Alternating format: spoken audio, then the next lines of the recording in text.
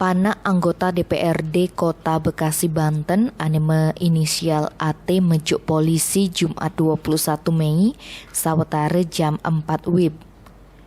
AT kejuk ulian dugaan kasus kekerasan seksual ngajak anak bajang ane mare umur 15 tiban. Kepunggal uli berita antara Kabid Humas Polda Metro Jaya, Kombes Pol Yusri Yunus Ngorahang, lenan ken kekerasan seksual AT misi ngadep korban teken muani Idung Belang.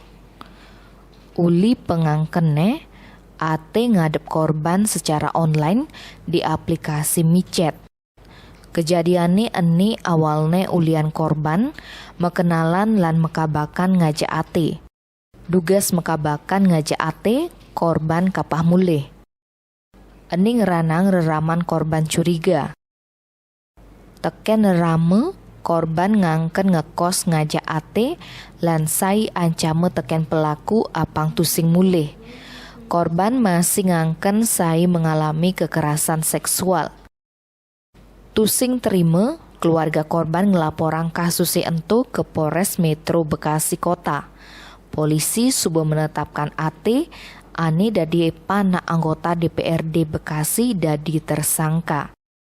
Tim Bali Express ngelaporang.